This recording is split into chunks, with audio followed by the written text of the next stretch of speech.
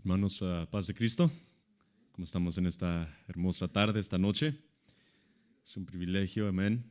Estamos bendecidos, es un privilegio estar aquí, hermanos, en la casa del Señor y pues ya han recibido la bienvenida, pero una vez más les doy la bienvenida a este lugar en el cual nos encontramos para alabar a nuestro Señor, cantarle, adorarle a Él a través de cantos, himnos espirituales y también por peticiones y agradecimientos, las cuales todas son formas de adoración a nuestro Dios. Y ahora, hermanos, en este momento de estudiar su palabra, pues también es de gran bendición para nuestras vidas, nuestras almas, porque sabemos que la palabra del Señor es la vida eterna, la vida real que revela a la vida y el camino de la salvación, que es Cristo Jesús. Y hermanos, es un privilegio poder estudiar la palabra de Dios, que es eterna, viva, efectuosa, eficaz, tiene poder, y pues estamos agradecidos que podemos leer y podemos comprender más de la sabiduría del Señor y vivir más conforme a Él y a nuestro llamado como hijos suyos. Les pido que abran sus Biblias, hermanos, en esta noche a Isaías capítulo 57.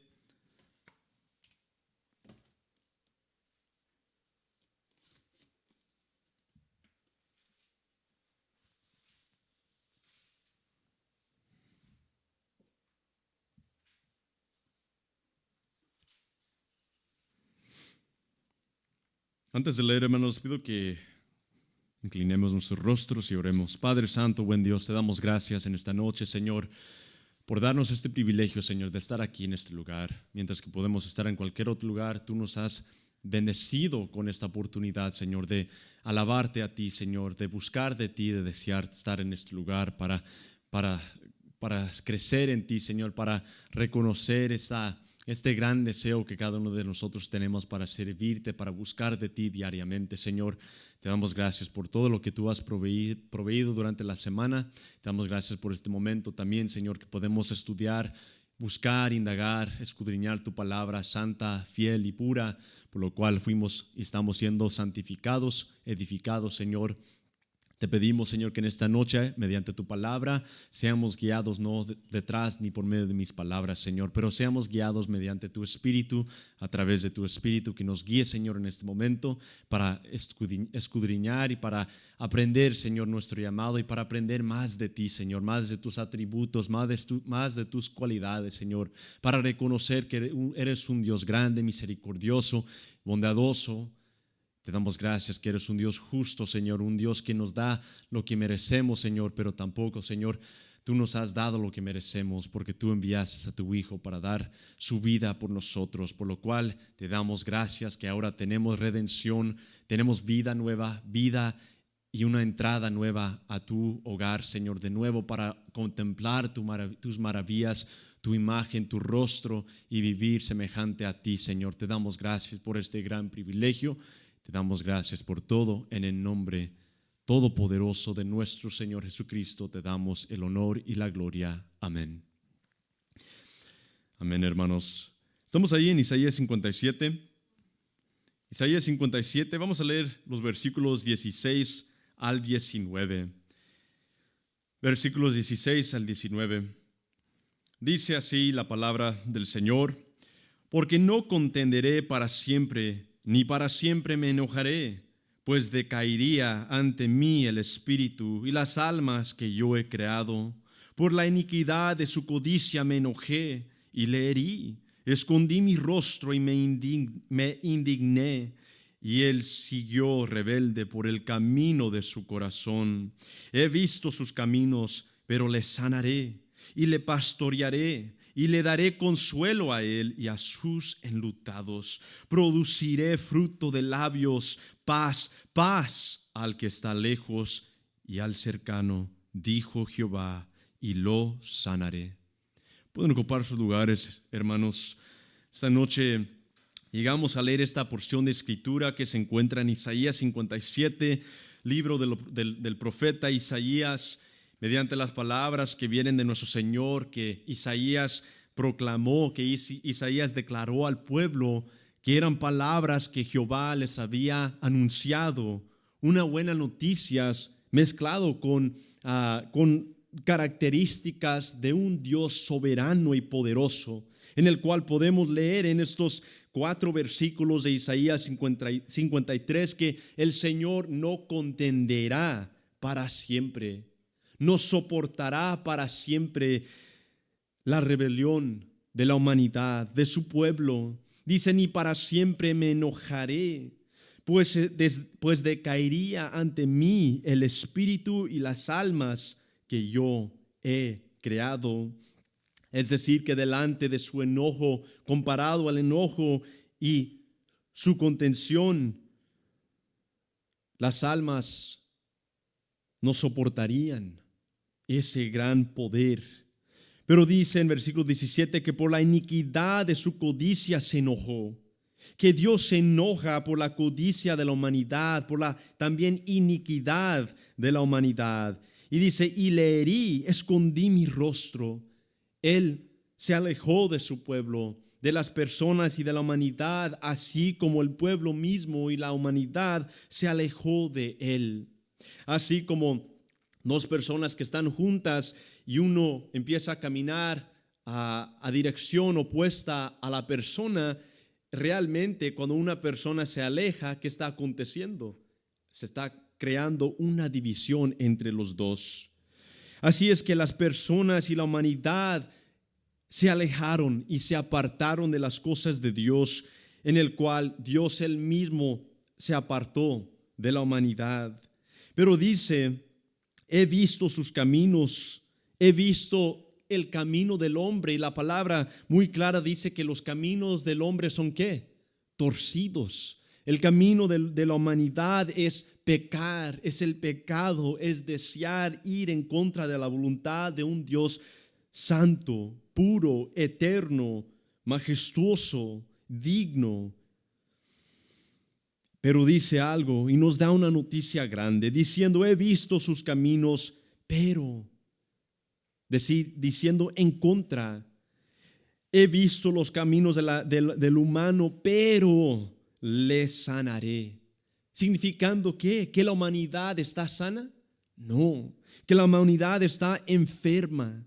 Y Dios ve la condición de una humanidad enferma, pero le sanaré y le pastorearé y le daré consuelo a él y a sus enlutados. Produciré fruto de labios, paz. Y no solamente una vez, pero 2 veces dice aquí, paz, paz al que está lejos y al cercano, dijo Jehová. Y 2 veces, una vez más dice, y lo sanaré. ¿Nos sanará de qué?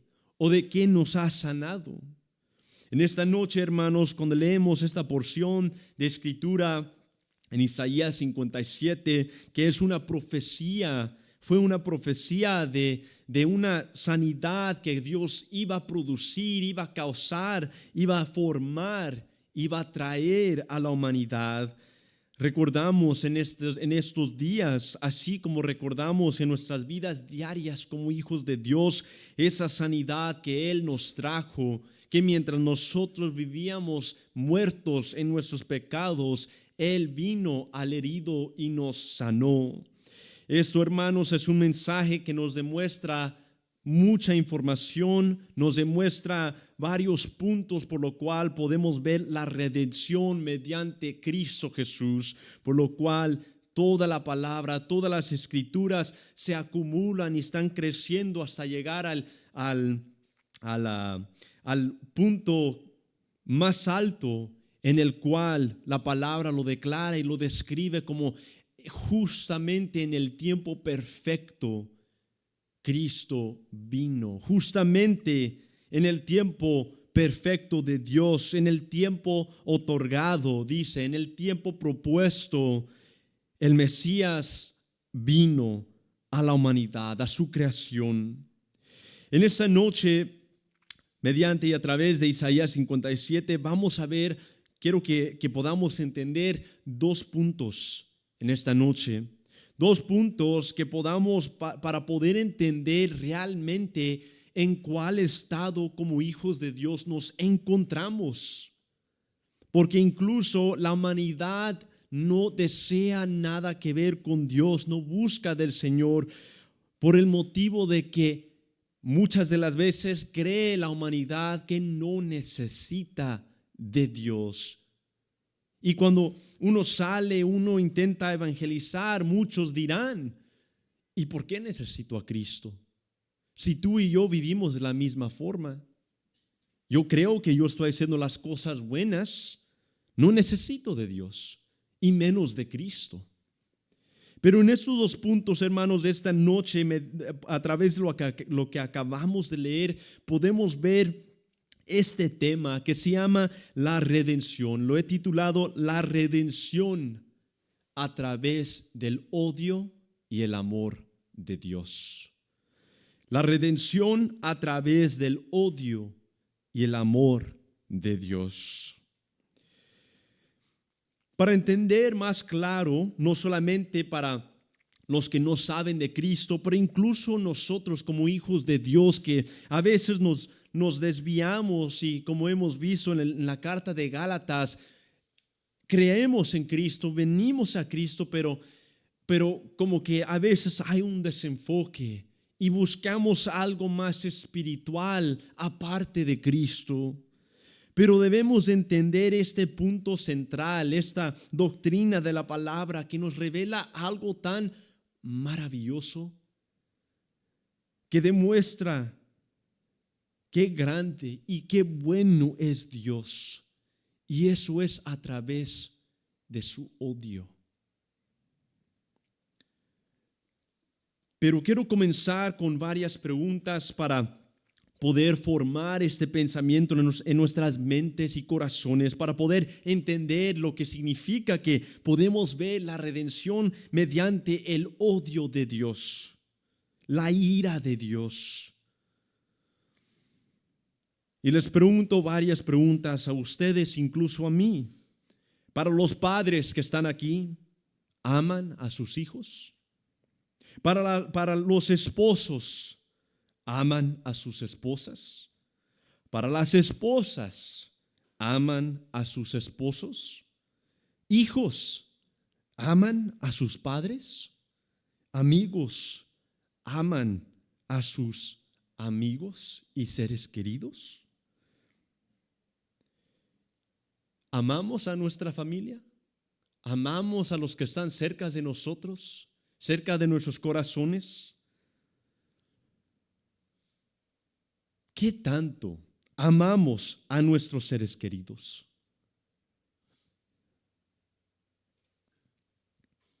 Algo de lo que normalmente no reconocemos es que si amamos algo o a alguien, vamos a tener disensión, división y acaso odiar lo que va en contra de lo que o a quien amamos.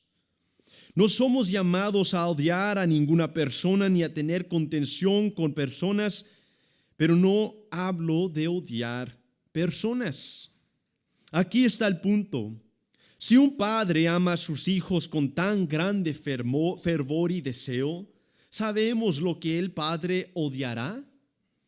Cualquier cosa que cause daño a sus hijos. Un padre y una madre odiarán cualquier cosa que exista y sea potencial de dañar a sus hijos, ¿o no?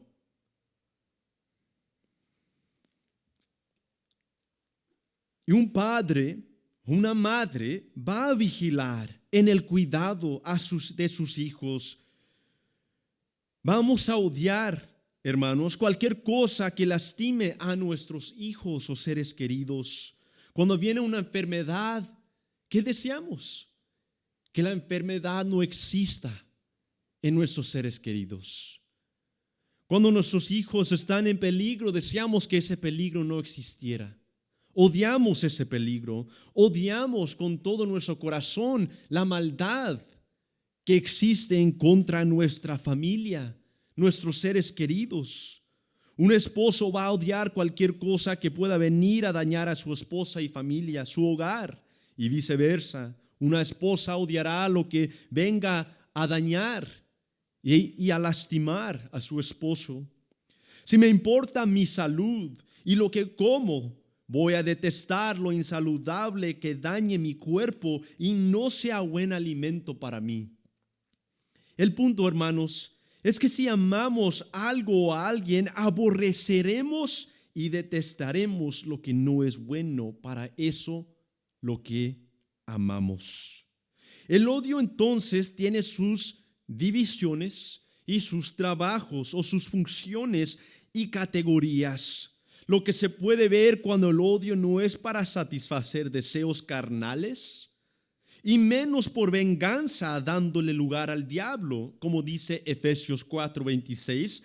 Airaos, pero no pequéis, no se ponga el sol sobre vuestro enojo, no den lugar al diablo.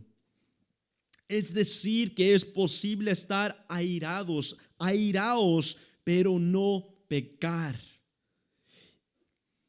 Este llamado o este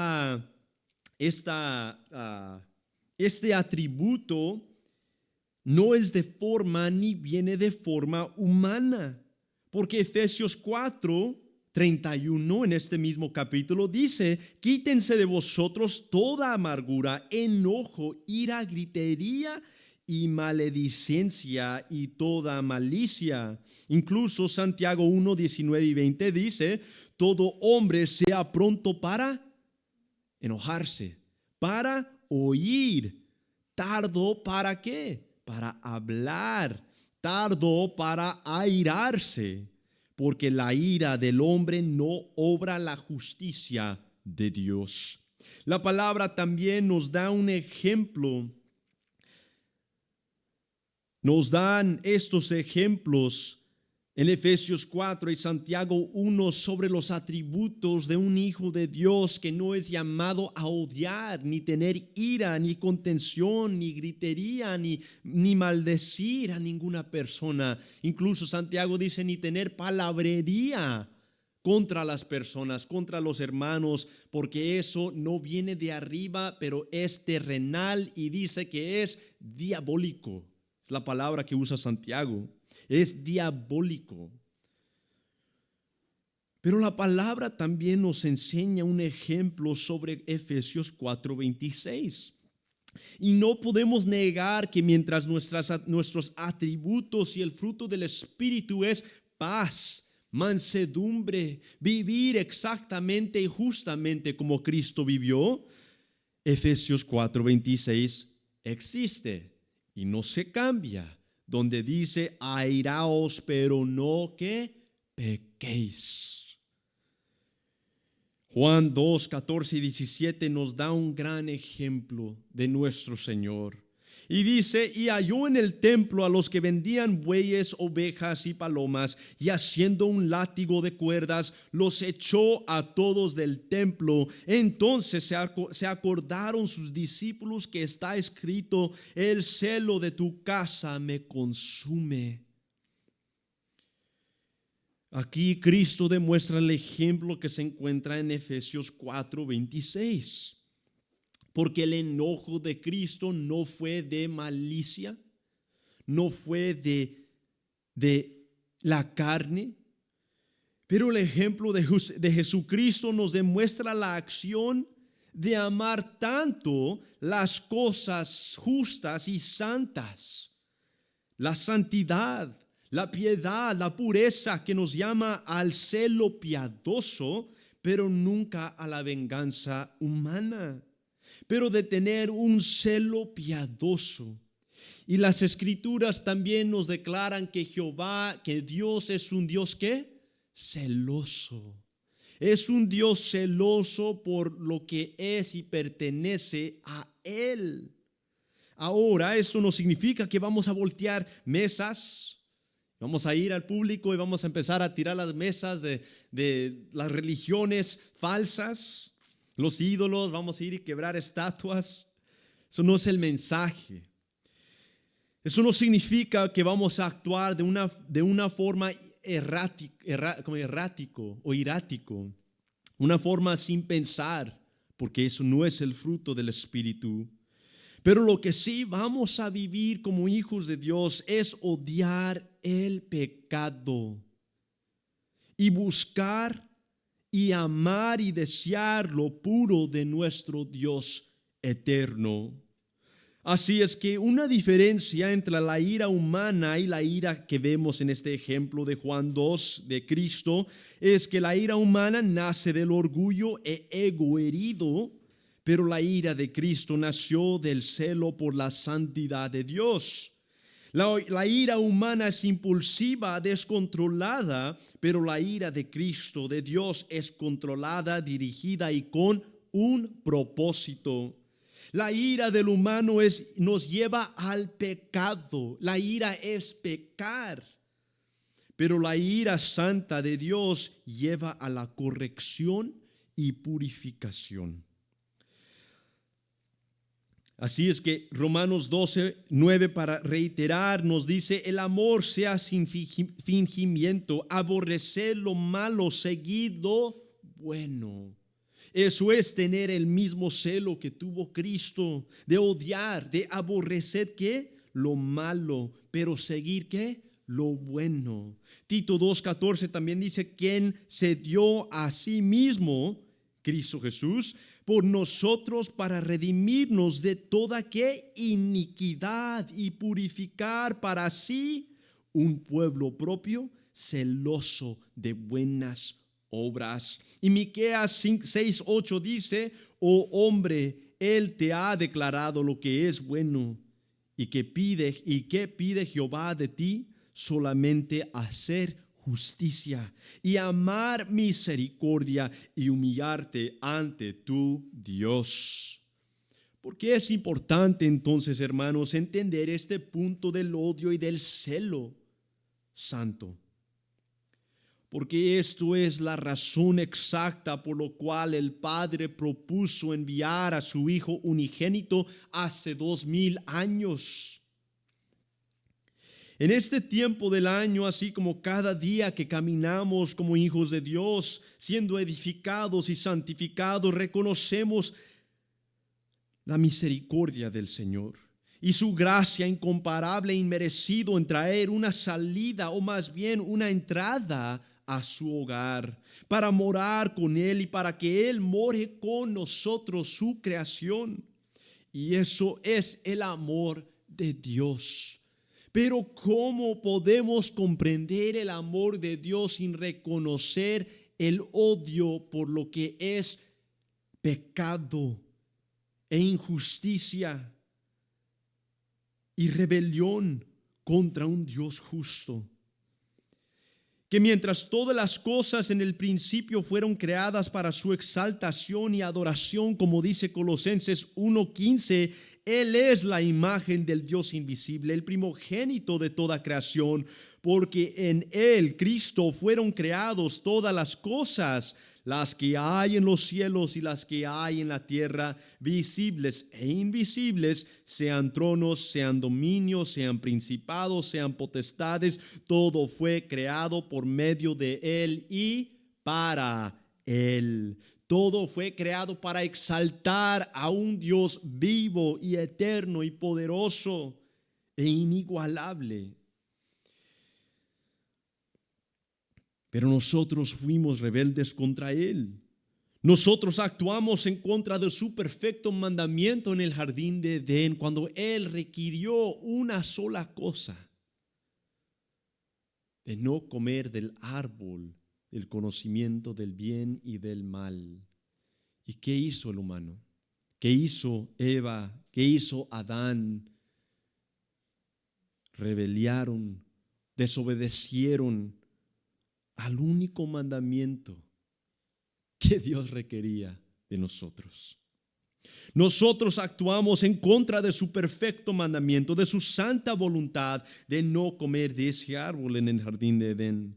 Porque Dios es un Dios justo, eterno, maravilloso, santo, inigualable, y lo que Él dice es. Dice que en el principio Dios habló con sus palabras y fueron hechas todas las cosas. Y cuando Dios habla, lo que Él hace es bueno y perfecto. Pero Dios que no cambia como la sombra, ni puede ser movido de su estado eterno, no cambia tampoco su voluntad perfecta, incluso cuando sus hijos actúan en rebelión. Y es por esa razón cuando el hombre, su propia creación, se pone rebelde y entra a un estado contrario a las cualidades eternas de este Dios, siendo Dios perfecto y justo y no cambiando, va a aborrecer el pecado que no pertenece a un Dios justo y santo. Él va a aborrecer el pecado, lo malo, lo injusto.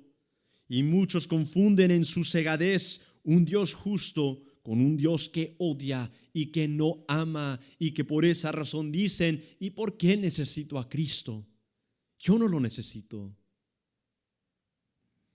Pero les digo en esta noche que es necesario reconocer nuestra condición en esta tierra primero y concluir nuestra injusticia contra un Dios soberano para poder ver entonces lo maravilloso que es el amor de Dios, el amor inmerecido, que es su amor eterno. El amor de Dios se reconoce entonces a través de entender nuestra rebelión, pero más grande, de entender que Dios es un Dios justo. Si alguien es un asesino y va a la corte, y este asesino se encuentra delante del juez, y el juez dice: bueno, me gusta cómo está vestido ahorita con su traje y su corbata, y sé que ha acabado de asesinar a 5, 6, 7 personas, pero me gusta cómo está vestido y se ve humilde, entonces lo vamos a liberar. ¿Sería un Dios justo, un juez justo?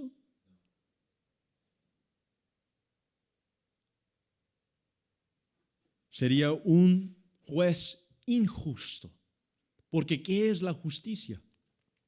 La justicia es la recompensa que merece una persona por sus acciones. Si yo corro una luz y cruzo una luz roja y un policía me para, le voy a decir al policía: es injusto lo que estás haciendo. Y una pregunta para ustedes: ¿sería injusto lo que hace el policía si me detiene por cruzar una luz roja? ¿Quién actuó injustamente? ¿El policía quien otorga la ley, o yo, el ciudadano, que fue injusto y quebré la ley? Nosotros, yo. Somos injustos. Así es que un juez justo otorga el castigo, el repago a una persona lo que es de esa persona. Si yo soy inocente, intentan cargarme o meterme a la cárcel por algo que yo no hice, y me presento delante de un juez, y el juez no encuentra esa culpabilidad dentro de mí, dentro de ustedes,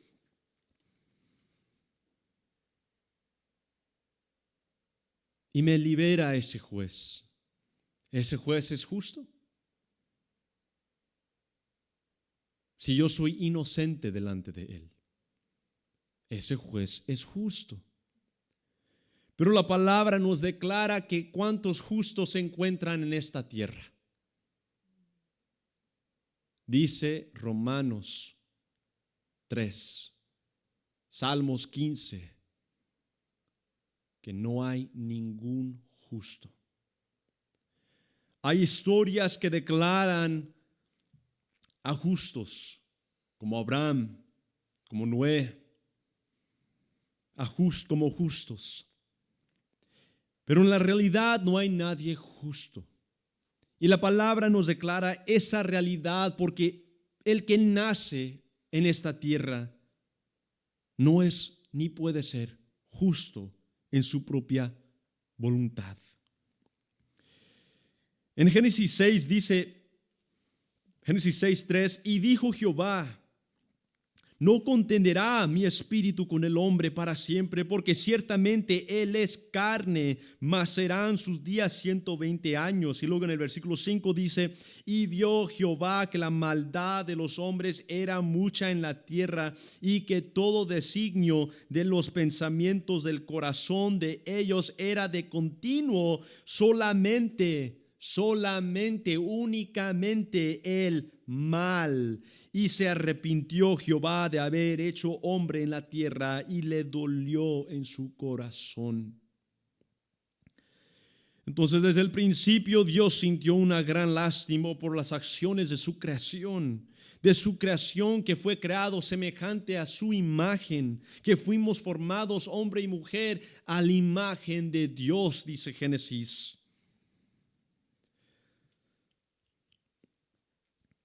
Y Dios tiene lástima por las acciones de su creación, que día y noche buscamos la maldad, buscamos lo nuestro. El mundo busca lo que les conviene. En sus pensamientos y acciones no buscan de Dios, ni desean encontrar a Dios. Y cada creyente en un tiempo u otro, antes de renacer en Cristo, vivíamos de tal forma. Por lo cual, detrás de estas acciones, Dios tiene que hacer lo único justo, siendo un juez justo, contra el asesino, el burlador, el abusador, el malvado, el turbado de mente, incluso el que busca hacer las cosas buenas, pero no obedece a la voz de Dios cuando Él nos da la respuesta para regresar a su hogar. Incluso el que forma su propio camino de justicia, diciendo, lo que yo estoy haciendo es bueno, es justo, no necesito a Cristo. Porque Dios no contenderá con el pecado, incluyendo el que se cree justo en sus propios ojos. Y muy pronto llegará ese juicio y esa ira, porque siendo juez justo se pagará a cada persona por sus obras que hizo en esta tierra. Pero llegamos a 5 puntos breves que nos demuestran la severidad de estas cosas, pero nos demuestran este odio de Dios contra el pecado. Y el punto número 1 es: el aborrecimiento de Dios hacia el mal está fundado en santidad. Dios es perfectamente santo. No puede tolerar el pecado ni el mal, porque son contrarios a su misma naturaleza. Habacuc 1:13 dice: muy limpio eres de ojos para ver el mal, ni puedes ver el agravio. Si Dios no aborreciera el mal, no sería bueno. No existiera ese título y atributo de un Dios bueno o justo. Porque ¿cuál Dios es justo que no recompensa a las personas por sus hechos? ¿Cuál juez sería justo el que no castiga a la persona que ha cometido y ha quebrado la ley? Su odio hacia el pecado es lo que justamente sostiene la justicia. Punto 2 es que el aborrecimiento de Dios nos demuestra algo: la seriedad de la existencia del pecado. El pecado no es solo mala conducta. Me porté mal, hice algo que no hubiera hecho. El pecado es rebelión en contra de Dios. El pecado es rebelión contra aquel que es vida, verdad y bondad. Proverbios 6:16-19 dice: 6 cosas aborrece Jehová, odia Jehová, y aún 7 abomina su alma: los ojos altivos, la lengua mentirosa, las manos derramadoras de sangre inocente, el corazón que maquina pensamientos inicuos, los pies presurosos para correr al mal, el testigo falso que habla mentiras y el que siembra discordia entre hermanos. Dios odia la injusticia. Pero hermanos, no simplemente que viene la ira y el juicio de Dios y que no hay respuesta. A los que escuchan este mensaje, no significa que el fin de todas las cosas es ira y juicio para todos. Porque la ira de Dios contra el pecado muestra que el pecado es destructivo, daña su creación, distorsiona su imagen en nosotros en el cual fuimos creados y nos separa de Él. Pero es a través de este odio de pecado, injusticia y malvados que en su ira es posible contemplar la hermosura de su gracia y misericordia, que mientras es mi fin morir, es nuestro fin morir separados de Dios. Él interpone su grandeza para que detrás de nuestra maldad resplandezca la luz que no se puede esconder ni encubrir.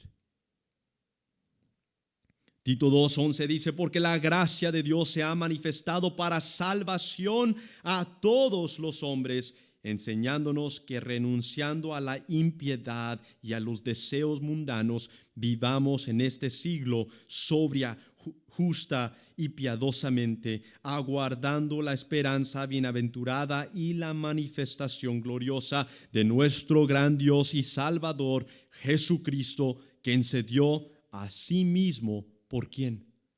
Por nosotros, para redimirnos de toda iniquidad y purificar para sí un pueblo propio, celoso de buenas obras. Es decir, que Cristo no vino y no resplandeció la luz a una tierra que ya tenía la luz. Él vino para resplandecer una luz en la oscuridad. Él no vino a condenar, Él vino a salvar. Juan 3:16 dice, porque de tal manera amó Dios al mundo. ¿Qué hizo Dios y qué sentía Dios por el mundo? Amor. Porque de tal manera que odió, no, amó Dios al mundo, que ha dado a su Hijo unigénito, ha amado a su creación tanto que ha entregado a su Hijo unigénito, quien es Dios el mismo, se entregó para que todo aquel que en Él que cree, confía en Él, no se pierda, mas tenga vida eterna, porque no envió Dios a su Hijo al mundo para condenar al mundo, sino para que el mundo sea salvo por Él. El que en Él cree no es condenado, pero el que no cree ya ha sido condenado, porque no ha creído en el nombre del unigénito Hijo de Dios.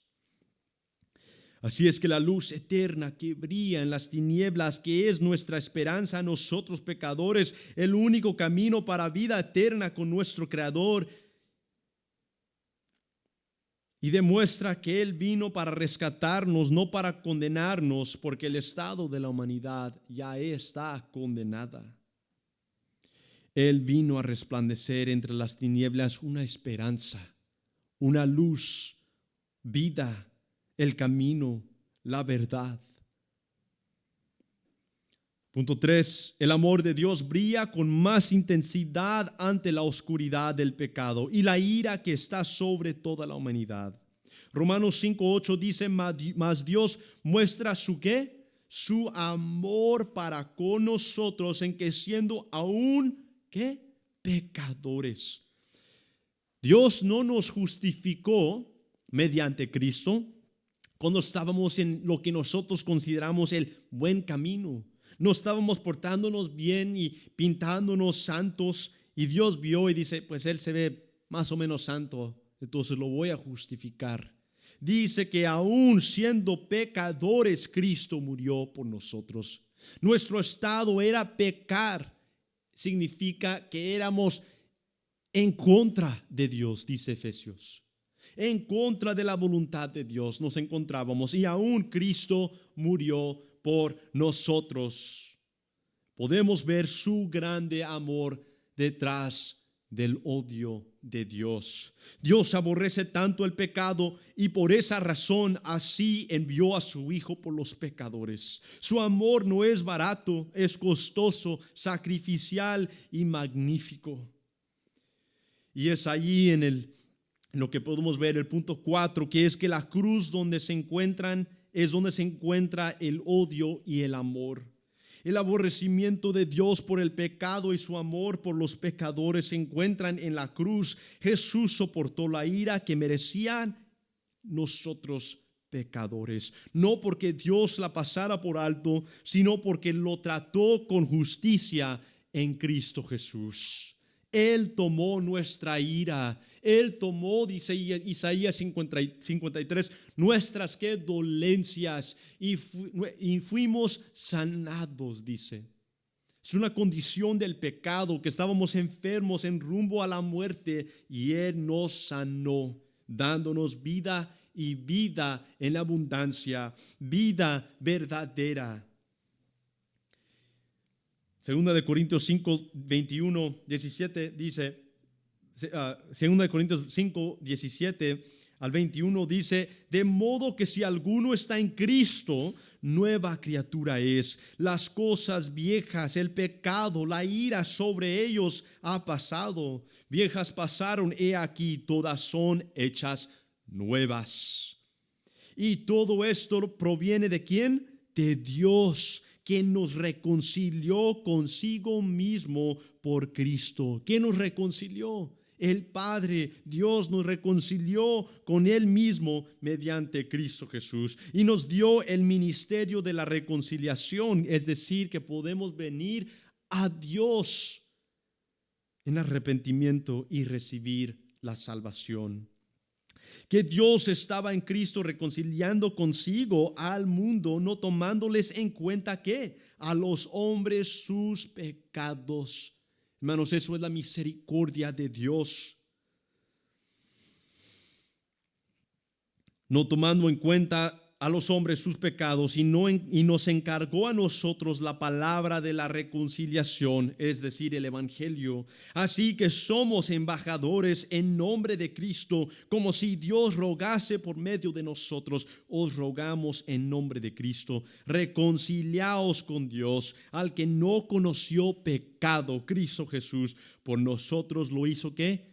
Pecado, para que nosotros, pecadores, fuésemos hechos ¿qué? Justicia de Dios en Él. Fuéramos hechos justicia en Él, quien es el único justo.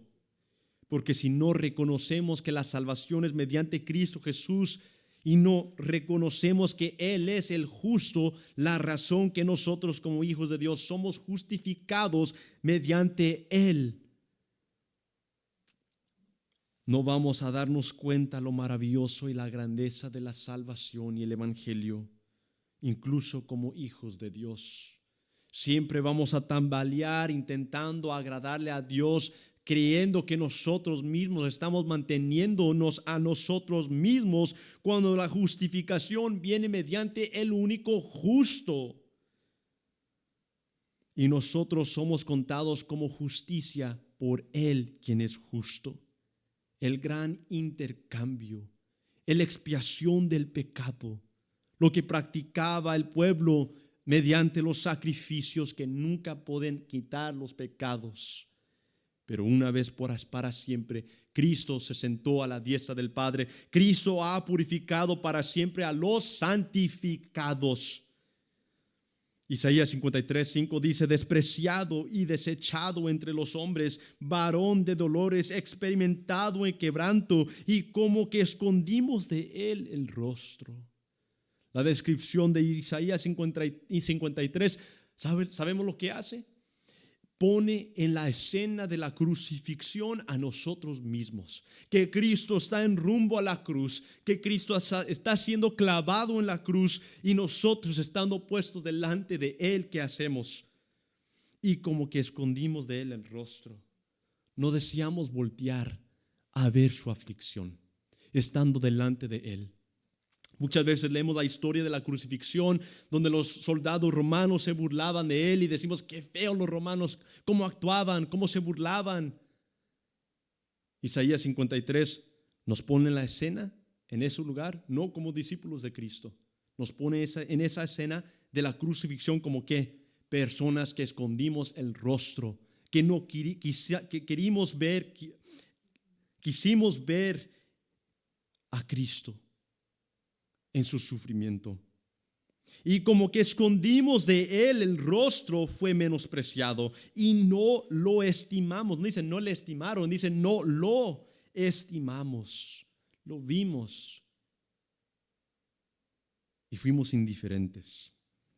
Todos nosotros nos descarriamos como ovejas, cada cual se apartó por su camino, por lo cual solamente hay un camino. Pero nosotros nos encontrábamos en nuestros propios caminos de nuestra propia justicia. Yo puedo llegar al cielo. Yo puedo hacer el bien y llegar a la eternidad sin Cristo.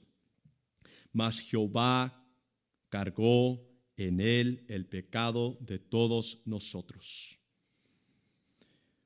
Punto 5. Por lo tanto, nosotros también debemos aborrecer el pecado si somos hijos de Dios. Porque amamos a Dios, aborreceremos lo que Él odia. Romanos 12:9 dice: el amor sea sin fingimiento, lo que acabamos de leer anteriormente. Aborreced lo malo, seguid lo bueno. Porque el que ha sido justificado mediante Cristo Jesús es creación nueva, es nueva creación. Y el que vive en mí no soy yo, sino ¿quién? Cristo Jesús en mí. El hombre viejo ha muerto.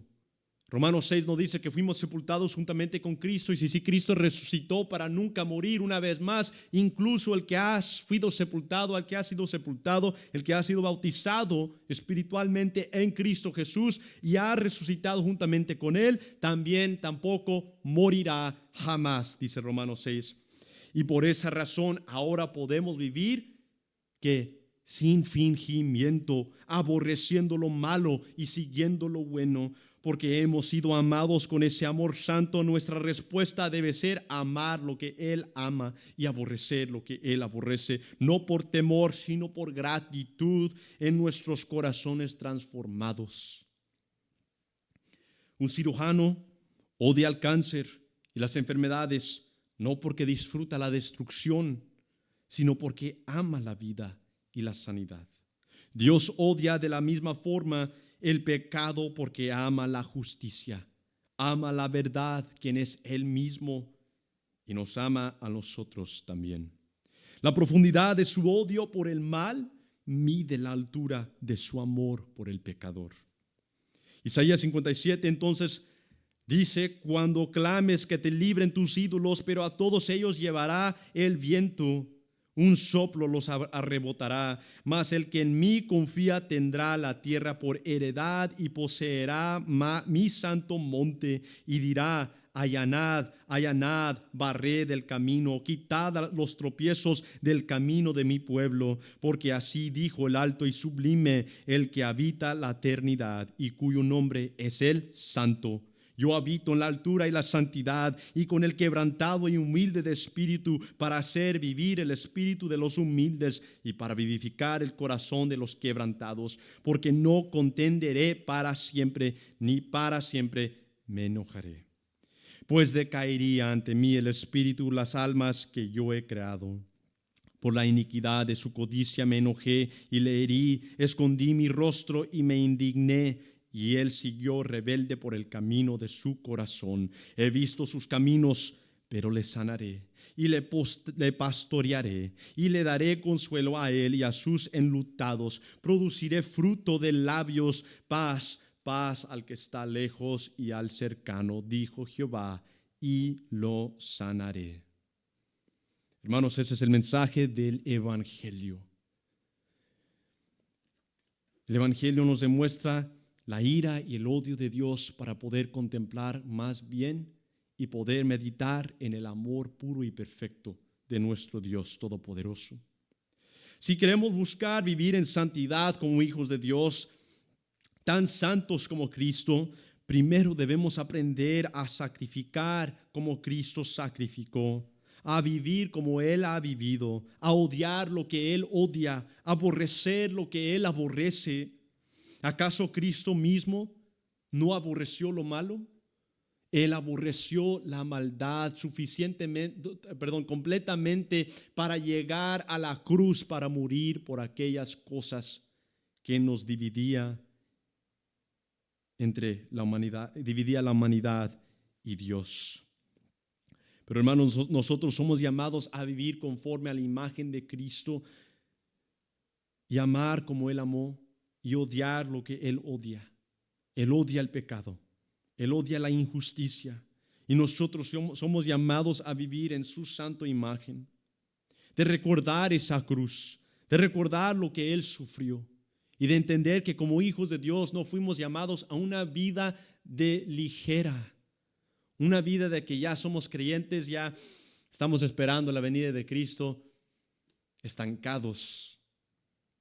¿Acaso Cristo mismo, cuando fue sacrificado, preparó sus circunstancias de antemano para que fueran las más fáciles? ¿Cristo preparó de antemano, antes de venir a la tierra, las cosas fáciles? ¿O tomó sobre sí mismo un gran sufrimiento, lágrimas intensas que cayeron sudando como gotas de sangre, profundo dolor y amarga tristeza al hacer la voluntad de su Padre? Si queremos aprender a vivir o empezar a vivir como Cristo vivió aquí en la tierra, debemos aprender a sacrificar como Él sacrificó, ahora como hijos suyos. Ahora como hijos suyos tenemos esa capacidad de poner sobre nosotros mismos una gran resistencia y perseverar por su causa y por su nombre, así como Él lo hizo por nosotros. Viviendo conforme a su llamamiento, entregándonos como sacrificios vivos cada día en honor, agradables al Señor. Cuanto más sacrificamos, más viviremos para Cristo. Cuanto más vivimos para Cristo, más proclamamos su nombre poderoso. Y cuanto mayor es el sacrificio, mayor es el resultado de piedad y santidad. ¿Cuál fue el resultado de Cristo? Cristo soportó la cruz y la ira del Padre para satisfacer ese juicio a los que creen en Él. Soportó la cruz y la ira del Padre sobre sí mismo por todos los que vendrían a Él y creyeran. Y sin embargo, mientras estuvo en la tumba por 3 días, cuando resucitó en cuerpo nuevo, ascendiendo, y regresando a su trono para que reciba el honor, el poder, el dominio, la gloria por su santo nombre. Apocalipsis 5:9 dice: y cantaban un nuevo cántico diciendo: digno eres de tomar el libro y de abrir sus sellos, porque tú fuiste inmolado y con tu sangre nos has redimido para Dios de todo linaje y lengua y pueblo y nación, y nos has hecho para nuestro Dios. Nos has hecho. Cristo es el que nos hace reyes y sacerdotes, y reinaremos sobre la tierra. Y miré y oí la voz de muchos ángeles alrededor del trono, y de los seres vivientes y de los ancianos, y su número era millones de millones, que decían a gran voz: el Cordero que fue inmolado es digno de tomar el poder, las riquezas, la sabiduría, la fortaleza, la honra, la gloria y la alabanza. Y a todo lo creado que está en el cielo y sobre la tierra y debajo de la tierra y en el mar, y a todas las cosas que en ellos hay, oí decir al que está sentado en el trono y al Cordero, sea la alabanza, la honra, la gloria y el poder por los siglos de los siglos. Amén. Estamos llamados, hermanos, a sacrificar y a vivir como Él vivió. Y sabiendo esto, la Escritura dice que el que persevere hasta el final será recibido con abrazos, será recibido con manos abiertas, con una entrada grande al cielo. Pero no por nuestra propia fuerza, sino por el poder del Espíritu dado por medio de Cristo Jesús, quien ha vencido la muerte y ha conquistado la tumba, para que su victoria al confiar en Él sea también la nuestra, para que su posición en los lugares celestiales, así como dice Efesios 1 y Apocalipsis 5, sea también nuestro destino, y reinaremos con Él, como sus palabras enseñan y describen y declaran, porque no somos de este mundo, hermanos. Nuestra ciudadanía no es de esta tierra, nuestra ciudadanía está en el cielo. Y si nuestra ciudadanía está en el cielo, eso significa que nuestro carácter, nuestras actitudes, nuestro lenguaje, nuestras palabras, nuestra manera de vivir demostrarán con certidumbre y seguridad esa ciudadanía celestial que pertenecemos a Cristo Jesús. Miremos hacia la cruz y avancemos, no con temor, sino con gratitud.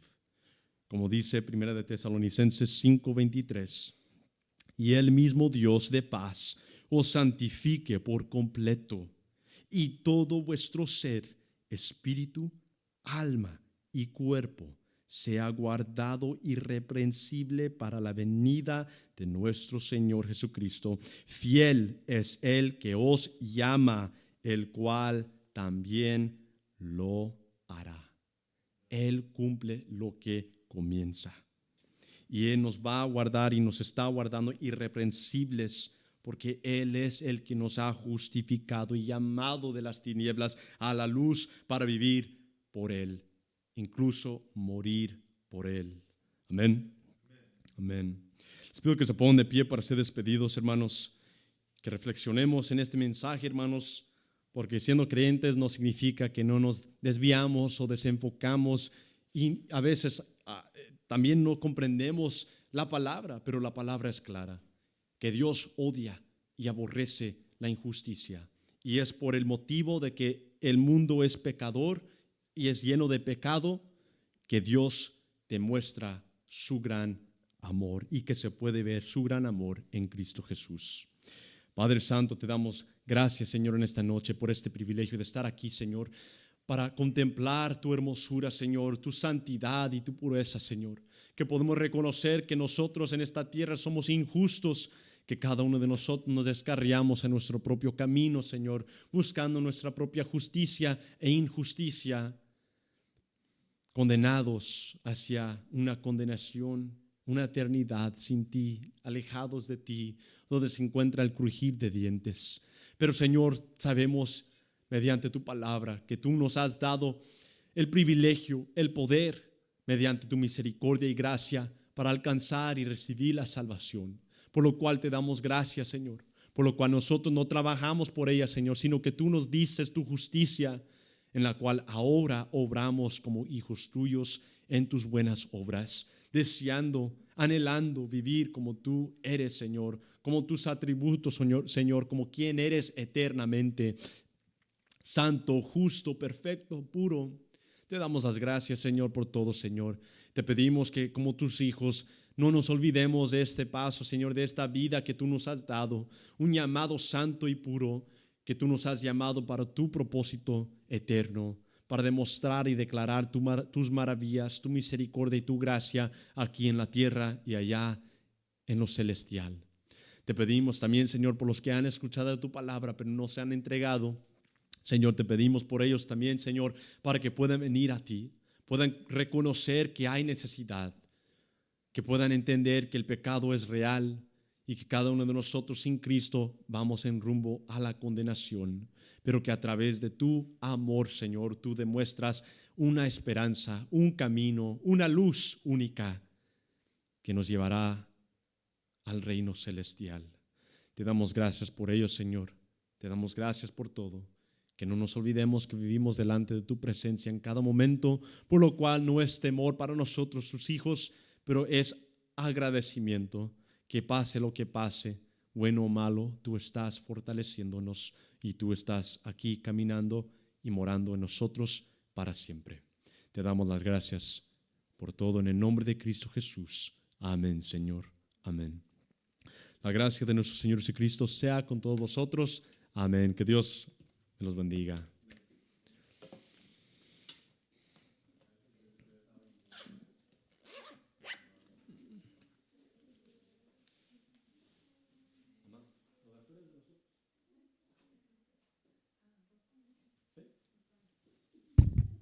Oh, hermanos, pues hay arroz con leche y pan para comer físicamente después de comer espiritualmente.